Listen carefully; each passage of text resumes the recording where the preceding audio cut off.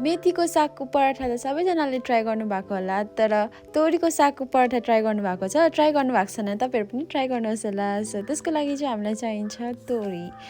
Obviously तोरीको साग चाहिन्छ र मैले पनि यो फर्स्ट टाइम ट्राई गरेको, तपाईँहरूले पनि ट्राई गर्न सक्नुहुन्छ। यो चाहिँ एकदमै हेल्दी हुनेछ र यसको लागि तपाईँहरूले तोरी सानो काटेर तपाईँले त्यहाँनिर जे हाल्नु सक्नुहुन्छ, पराठामा जे हाल्छ त्यही हाल्दा हुन्छ। भेजिसहरू अझै थप्दा पनि हुन्छ।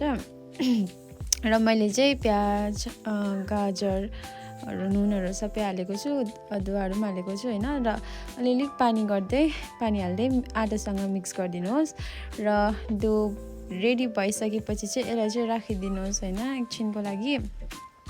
सो मेरो डो पनि रेडी भइसकेको छ। त्यसको लागि त्यहाँदेखि चाहिँ एकछिनपछि चाहिँ डल्लो बनाउनुहोस्। ठुल्ठुलो डल्लो बनाएको छु, तर मैले चाहिँ अलिक बेसी राखेर होला, गिल्लो भएछ। गिल्लो मुसेको हो कि गिल्लो भएको रहेछ होइन, फर्स्ट ट्राई हो।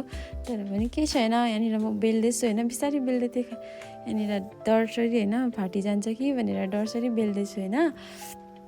र यहाँनिर भइसकेको छ रोटी पनि। यसरी बेल्दै उता गर्दै बेल्दै थिएँ होइन। र गाइस तपाईँहरू पनि यो रेसिपी ट्राई गर्नुहोस् होला भनेर म सजेस्ट गर्छु। र त्यहाँदेखि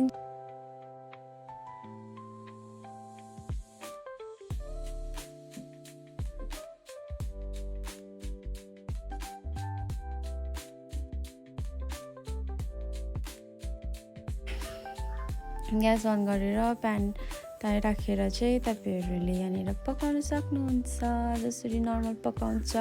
र मैले पनि यहाँ पकाउँदैछु। मैले पनि यहाँ तेल हालेर पकाउँदैछु कि, तर तेल हालेको चाहिँ गाइस मलाई मन परेन होइन।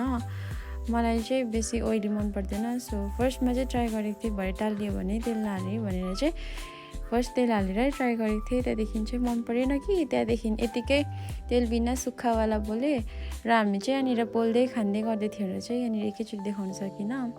हेर्दाखेरि चाहिँ ड्राई देखिरहेको छ होइन, तर गाइज एकदमै मिठो लाग्यो। मलाई चाहिँ पर्सनली मन पर्यो र तपाईँहरू पनि ट्राई गर्न सक्नुहुन्छ। योभन्दा अझै राम्रो बनाउन सक्नुहुन्छ। मेरो फर्स्ट ट्राई थियो, तर पनि मिठो लाग्यो।